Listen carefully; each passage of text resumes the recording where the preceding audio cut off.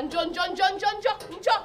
Hebu nisikiliza mke wangu. Usitaki niwashie moto wa kifuku. Unisikia? Uko kote unakotoka najua nakimbilia kwangu. Tena hiyo njoo ya nini? Maanaye kwamba Waarabu wasema arkuja na ile arkuja nitaka niitumie hapa. Haya, kuna kipi kikubwa kilichozidi?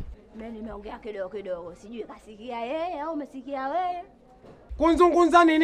Kunzungumza nini kikubwa ambacho kwa changu wewe akijua? Alichokizungumza na nitaka ukae kimya na ufisadi huo. Alichokizungumza kwamba kumbe ukitoka hapa kwangu uenda huko kinokihakaikia wanawake wengine. Mimi sikutoshi wewe fisadi wewe.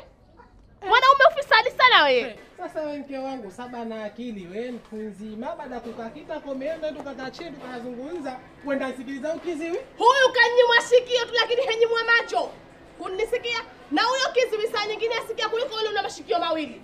Kumbe hamna maji na labda. Hebu nyamaza nawe, hamna maji kutakuja kuniharibia hapa, hamna maji kuiona maji huko. Kuiona maji. Mimi na baba sikancha ina. Na wewe hao semaje? Uko ukitoka huenda kidogo kushughulikia wanawake. Mwanamke gani? Utakuja kuchukua baadaye. Nenda na fisadi kiwembe, fisadi wanta. Mwanamke gani nasikia una mwanamke kani? Nataka ukae hapa. Mke wangu anikosea heshima. Sijakukosea hapo. Mke wangu anikosea heshima. Sijakukosea. Hicho kitendo cha kukuvuta huku kukuleta hapa ndo nakunuilia sasa. Na wai tu nitaka kukukosea heshima. Nataka tuelewane. Ukiacha mimi una mwanamke gani? Wewe. Ukiacha mimi una mwanamke gani? Wewe.